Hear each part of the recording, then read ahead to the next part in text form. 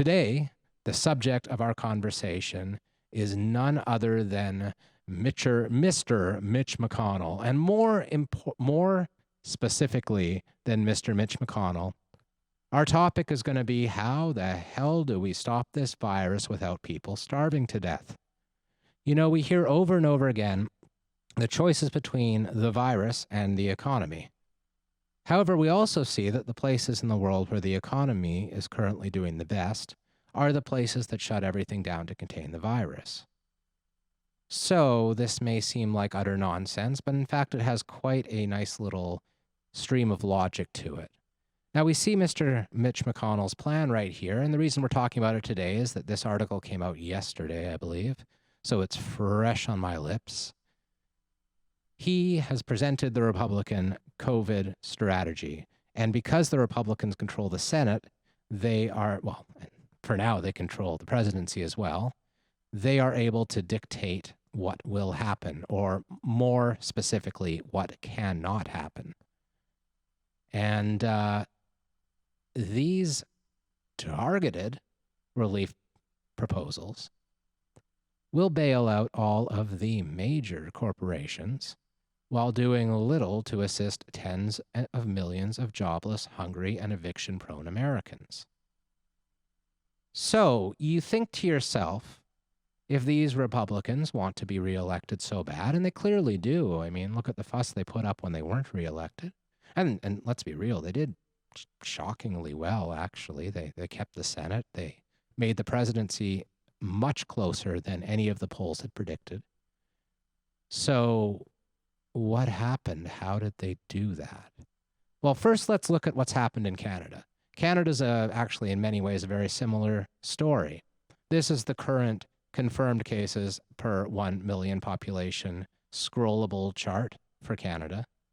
It's going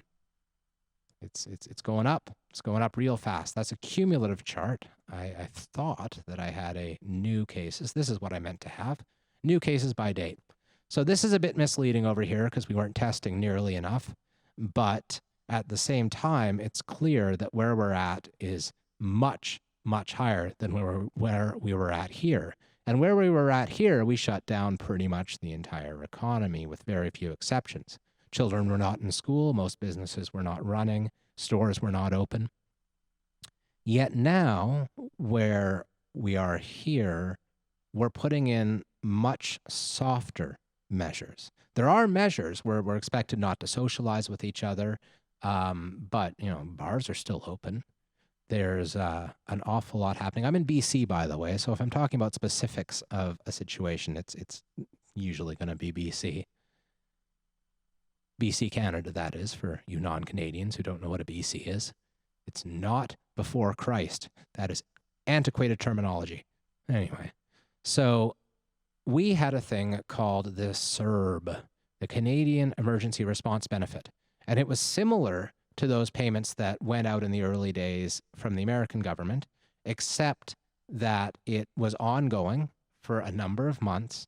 And there was this thing where rather than wait to process the long backlog of cases, they instead gave the CERB to the everyone. If you applied for it, you got it. And if you got it and you didn't qualify for it, that just meant you were going to have to pay it back one day. Oopsie. Well, unfortunately, we've reached the point where CERB is now over, and now it's time to get the paying back to happen. So a lot of people are waking up to this realization that the CRA, the Canadian Revenue Agency, are urging people to send the money back before the end of this year, while at the same time, we seem to be going into much tighter COVID restrictions. Now, we have opened the window to let employment insurance, EI, be a little bit broader. You don't have to have worked as many hours to qualify for it, but EI still only gives people 55% of their wage. And 55% of their wage, especially in a city like Vancouver, where I'm at, is often not enough to pay the rent. Or if it is enough to pay the rent, barely. Maybe not get food on top of it. However, Canadians have this fond thing where we look south of the border and we see what's happening there, and we think to ourselves, oh boy, we are so lucky to be up here. We are so lucky to have a Justin Trudeau in power who was giving us not nearly enough help, but at least a little bit of help, at least more than Mr. Donald Trump. So, you know, a lot of us are satisfied because we don't have to face this. We don't have to face millions of Americans facing hunger and food insecurity this holiday season. Now, this is very unusual. Like, very unusual. You can see these cars lined up a few weeks ago in Texas for a food bank. And if this doesn't fill you with a certain sense of dread, I don't know what will, because regardless of what people think, there's going to have to be more controls. There's just going to have to be more controls. The Canadian situation with COVID is very, very bad right now. The American situation is an order of magnitude worse.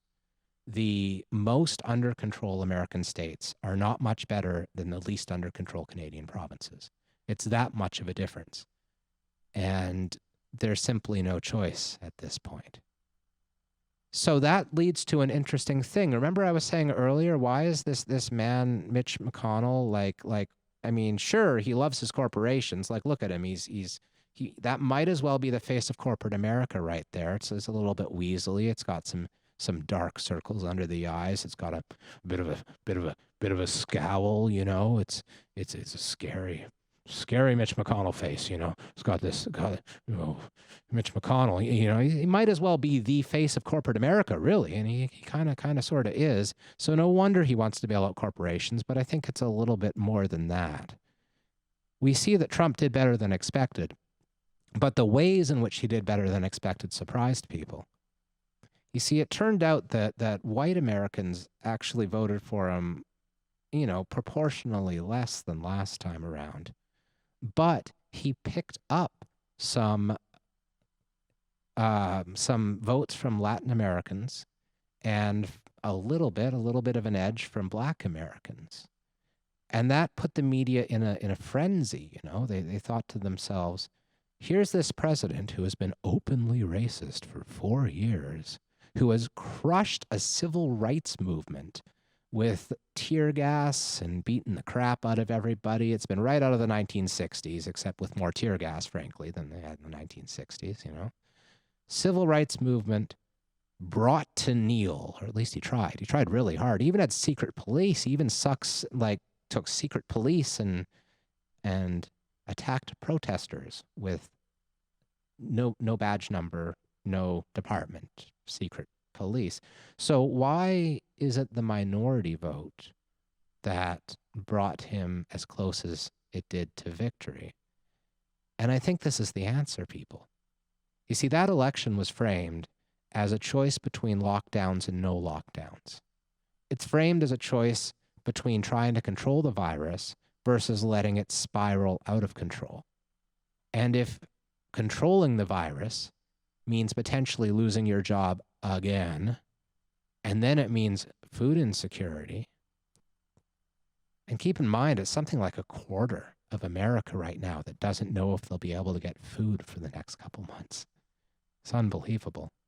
If you put people in that much jeopardy, they will vote for the person who might let them hold on to their job, even if it kills their grandparents. And that's where we're at right now. You can much more easily win elections on the concept of bread and butter, keep your job issues, if people are in a situation of absolute, utter desperation. So the point I guess I'm trying to make is I don't think this is entirely about helping only corporations.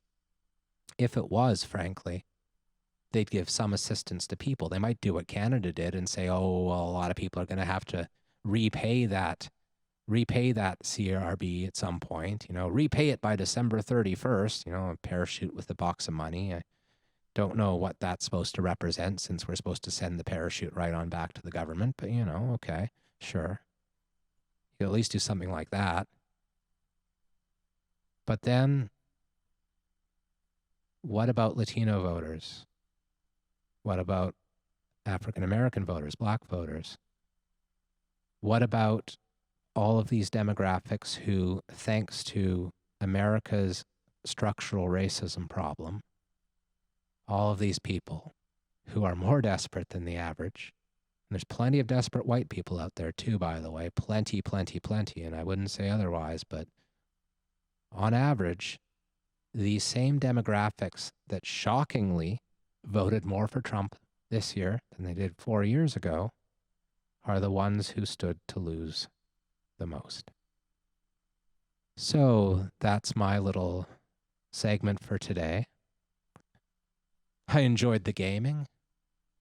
I suppose I enjoyed talking about Mitch McConnell a little bit less, but I did get to do like this Mitch McConnell kind of like, you know, I did.